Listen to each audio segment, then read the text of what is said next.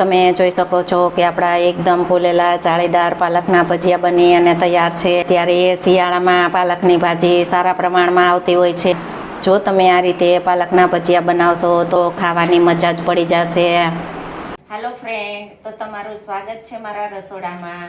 તો આજે હું તમારી સાથે શેર કરીશ પાલકના ભજીયાની રેસીપી। તો ચાલો શરૂ કરીએ રેસીપી। આજે આપણે બનાવીશું પાલકના ભજીયા। તો ગુજરાતી પાલકના ભજીયા બનાવવા માટે આપણે 250 ગ્રામ પાલકની ભાજી લીધેલી છે।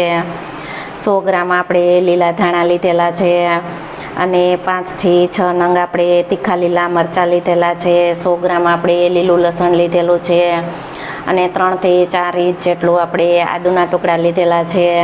પાલક આપણે એકદમ સારી રીતે ધોઈ લીધી છે, ધોઈ અને કોરી કરી લીધી છે। તો પાલકનું આપણે ઝીણું કટિંગ કરી લેશું। થોડી થોડી પાલક લઈ અને તેનું આ રીતે આપણે ચાકાની મદદથી પાલકને આ રીતે આપણે ઝીણું કટિંગ કરી લેવાનું। ત્યાર પછી આપણે લીલા ધાણાનું પણ કટિંગ કરી લેશું। તો પાલકનું, લીલા ધાણાનું અને લીલા લસણનું આપણે એકદમ સાવ ઝીણું કટિંગ કરી લીધું છે। તો તમે જોઈ શકો છો। તો આદુ મરચુંને આપણે આ રીતે કટરમાં કાઢી અને પેસ્ટ તૈયાર કરેલી છે। જો તમારે આદુ મરચુંને આ રીતે કટરમાં ન કાઢવું હોય તો તમે મરચાંનું ઝીણું કટિંગ કરી અને તે રીતે પણ તમે ઉપયોગ કરી શકો। તો આપણે ભજીયા માટે 3 કપ ચણાનો લોટ લીધેલો છે। તો લોટ આપણે ઘરનો લીધેલો છે, તો તેની જગ્યાએ તમે પેકિંગના લોટનો પણ ઉપયોગ કરી શકો। પહેલાં આપણે ચાળી લેશું। તો આ રીતે આપણે લોટ ચાળી અને ઉપયોગ કરીશું। લોટ આપણે બધો જ ચાળી લીધો છે। તો તમે જોઈ શકો છો કે લોટ આપણે એકદમ સારી રીતે ચાળી અને તૈયાર કરી લીધો છે। આપણે લોટને ઉમેરી દેશું। લોટ ઉમેરી તેમાં આપણે પાલક, લીલા ધાણા, લીલું લસણ ઉમેરી દેવાનું।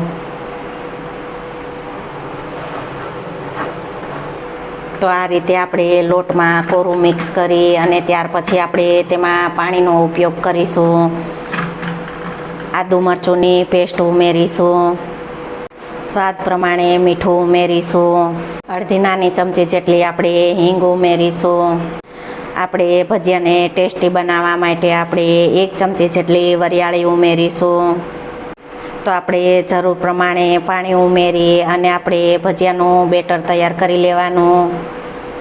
તો આપણે હાથની મદદથી પહેલાં સારી રીતે મિક્સ કરી લેશું।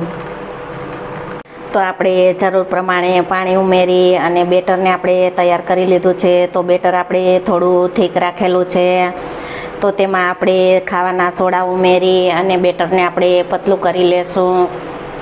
તો આપણે અડધી નાની ચમચી જેટલા આપણે ખાવાના સોડા ઉમેરીશું। સોડાને એક્ટિવેટ કરવા માટે આપણે અડધા લીંબુનો રસ ઉમેરીશું। ભજીયાને એકદમ પોચા અને જાળીદાર બનાવવા માટે આપણે ગરમ તેલનો ઉપયોગ કરીશું। 2 થી 3 ચમચી જેટલું ગરમ તેલ ઉમેરીશું। 2 થી 3 ચમચી જેટલું પાણી ઉમેરી અને બેટરને આપણે પતલું કરીશું। તો આ રીતે આપણે સોડા અને ગરમ તેલ ઉમેરી ત્યાર પછી તેમાં આપણે 2 થી 3 ચમચી જેટલું પાણી ઉમેરી અને આપણે સારી રીતે મિક્સ કરી લેવાનું। તો તમે જોઈ શકો છો કે આપણે પાલકના ભજીયાનું બેટર છે તે એકદમ પરફેક્ટ એવું બની અને તૈયાર છે। તો બેટર આપણે વધારે પડતું થીક પણ નહીં કરવાનું અને વધારે પડતું પતલું પણ નહીં રાખવાનું। તો આ રીતે આપણે ચમચામાંથી ભજીયાની જેમ પડે તે રીતે આપણે બેટર તૈયાર કરવાનું। તો તમે જોઈ શકો છો કે ચમચામાંથી આપણે ભજીયાની જેમ જ પડે છે। તો આ રીતે બેટર હશે તો ભજીયા એકદમ પરફેક્ટ એવા ફૂલશે અને જાળીદાર પણ બનશે। આ રીતે બેટર તૈયાર કરી લેવાનું અને બેટરને જરાય ફેટવાનું પણ નહીં। જો તમે બેટરને ફેટી લેશો તો બેટર છે તે એકદમ ચીકણું થઈ જશે। ચીકણું થશે તો ભજીયા જરાય પણ ફૂલશે નહીં। તો ભજીયાને આપણે મીડિયમ ગેસની ફ્લેમ ઉપર બનાવીશું। તો આ રીતે આપણે ભજીયા તેલમાં મૂકતા જઈશું। તો ભજીયા આપણે તેલમાં ઓછા મૂકીશું। ઓછા ભજીયા હશે તો તેની જાતે પલટી મારી અને ઉપર આવશે।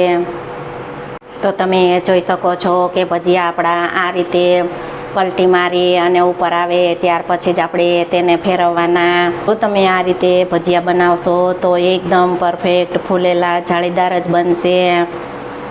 જો તમને આ પાલકના ભજીયાની રેસીપી ગમે તો વિડીયોને લાઈક, શેર, સબસ્ક્રાઈબ કરજો અને બાજુમાં રહેલ બેલ આઇકન દબાવવાનું ભૂલતા નહીં, તો સૌથી પહેલું નોટિફિકેશન તમને મળતું રહે.